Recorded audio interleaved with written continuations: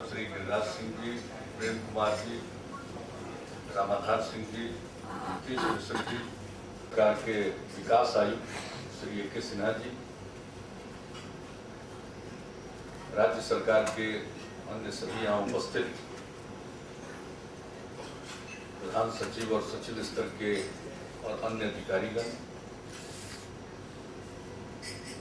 State bank, reserve bank, Bharat सरकार और विभिन्न बैंकों के यहाँ उपस्थित सभी अधिकारीगण और प्रतिनिधिगण, देवी और सज्जनों, मुझे एक बार फिर एसएलबीसी की मीटिंग में भाग लेकर प्रसन्नता हो रही है।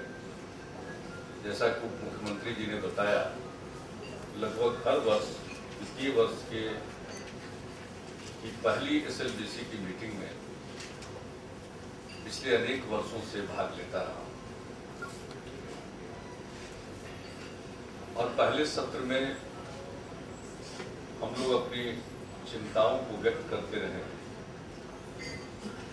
और जो बैंकों के भी कुछ कंसर्न है, उनके जो मुद्दे लंबित हैं, उन पर भी राज्य सरकार की तरफ से यथोचित कार्रवाई का हम आश्वासन देते रहे और इसके बारे में आगे के सत्र में मुख्य सचिव और अन्य अधिकारीगण आपको अवगत कराएंगे। पिछली बार हमने, जहां तक मुझे स्मरण है, इसी हॉल में मीटिंग हुई थी और कुछ विषयों पर हमने अपनी चिंता प्रकट की और उसमें एक था किसान क्रेडिट कार्ड। किसान क्रेडिट कार्ड में जिस तरह से पैसे का बंदरबांट हो रहा है और जो भ्रष्टाचार की भेंट चढ़ जा रहा है, उसका हमने जिक्र किया था और एक पुलिस केस का भी हमने हवाला दिया। किस तरह से कुछ बिचौलियों को ढूंढ कर रखा जाता है और उन बिचौलियों के माध्यम से किसान क्रेडिट कार्ड का को बनाकर या उसमें लोन का डिस्बर्समेंट किया जाता है और आमतौर पर ये कहा जाता है कि भाई ये तो एग्रीकल्चर लोन है, सरकार आज न कल तो माफ कर ही देगी, इसलिए ऋण नहीं है, ये तो मुफ्त का पैसा है, आओ हम लोग आपस में कुछ मिलकर बांट।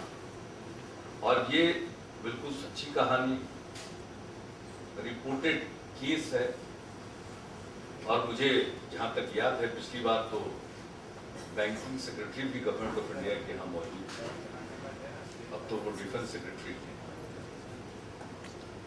तो इन सब विषयों पर चर्चा हुई और पहले भी हम कुछ चिंता प्रकट करते रहे। माननीय उप मुख्यमंत्री जी ने फिर से इस बात को कहा है। मैं एक अपनी चिंता प्रकट करना चाहता हूं, जो पारदर्शिता होनी चाहिए बैंकिंग प्रशासन में नीचे के स्तर पर, उसका अभाव अभी भी है। मैं मानता हूं कि बहुत सारे मामलों में जो मैक्रो लेवल पर समस्या थी, बहुत हद तक दूर हुई है।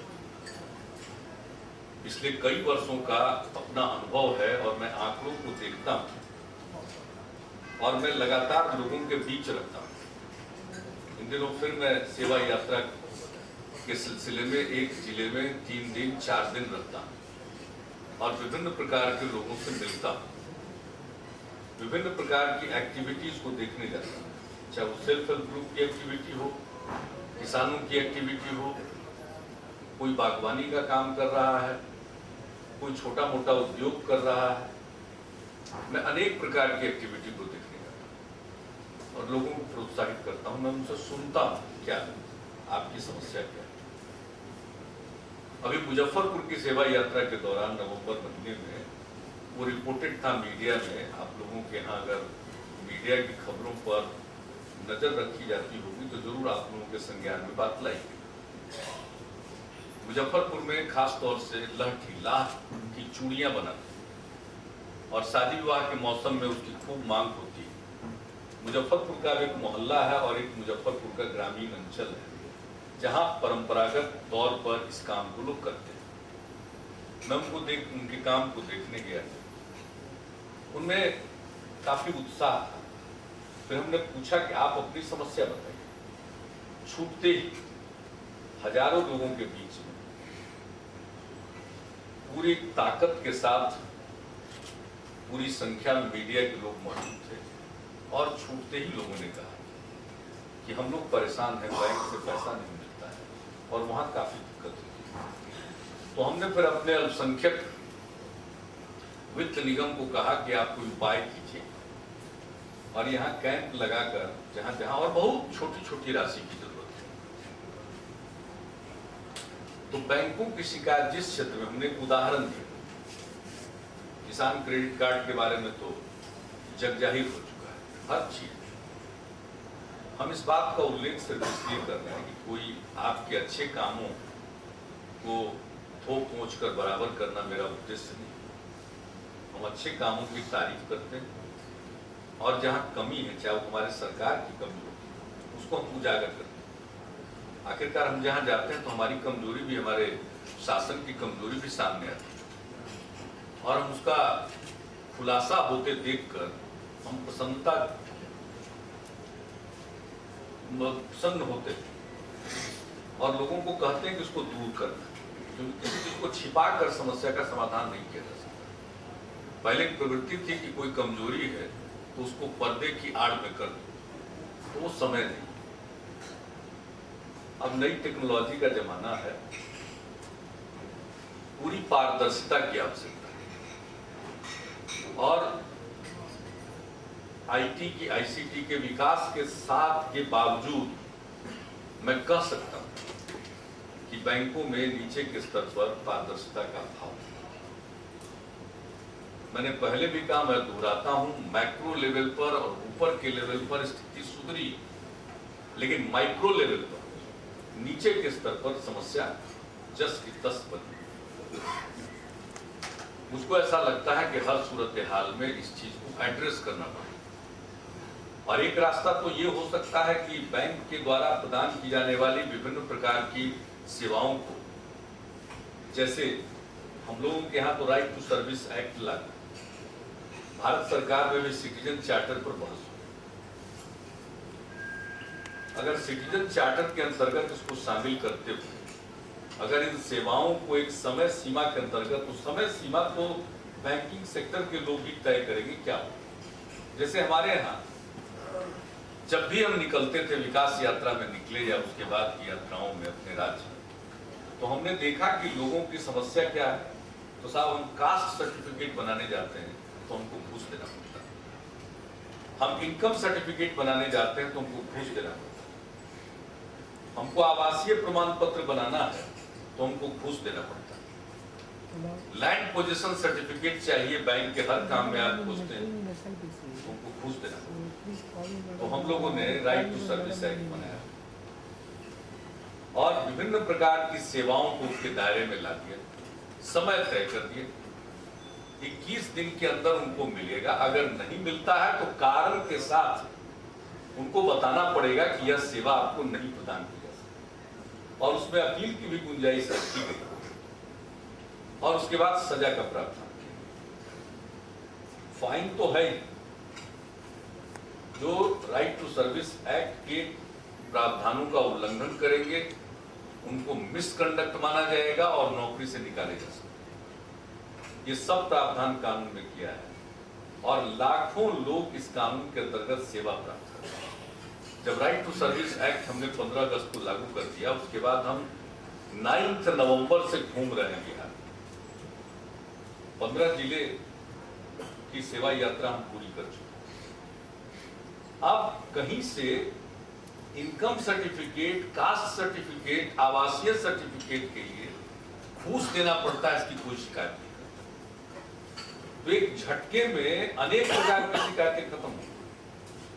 तो मेरी समझ से अल्टीमेट सॉल्यूशन तो होगा राइट टू सर्विस जैसे कानून के अंतर्गत दायरे में इस प्रकार की चंद सेवाओं को लाना पड़ेगा, ताकि समय सीमा के अंदर जिनको सेवा प्रदान की जा सकती, नहीं दी जा सकती है तो कारण के साथ बता देना है कि आपको ये नहीं मिल सकता है।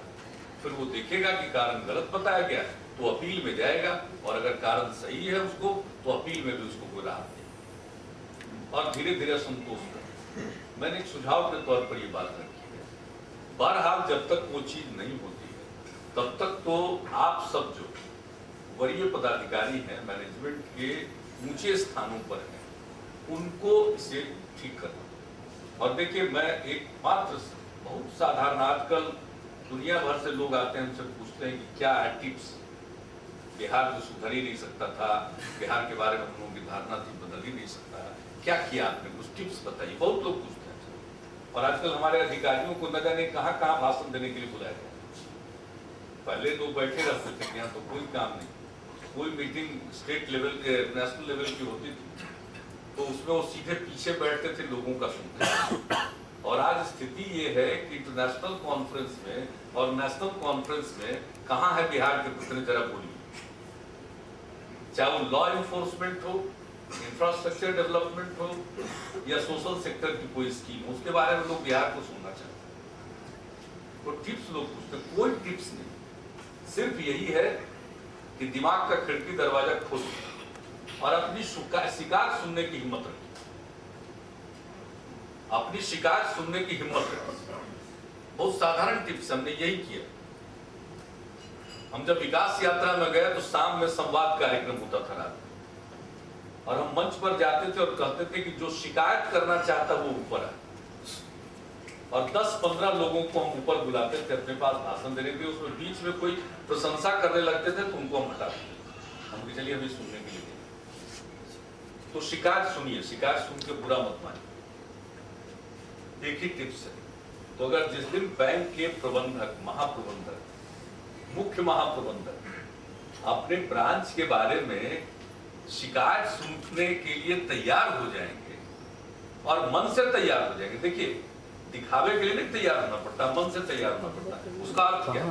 उसका अर्थ है कि अगर आपको कोई कमी मिली तो हम किसी भी सूचना को बकवास नहीं मानेंगे, हम उस सूचना को गंभीरता से लेंगे, कम से कम जांच जरूर कर लेंगे और देखेंगे कि बात सही है गलत है। अगर सही है तो उसके लिए जो भी दुरुस्त करने की कार्रवाई है वो करेंगे, और गलत है तो मान लेंगे ठीक है, किसी ने गलत कह दिया। लेकिन 2-4 अगर गलत शिकायत करें, इस आधार पर शिकायतों को ही आप गलत मान लें तो वो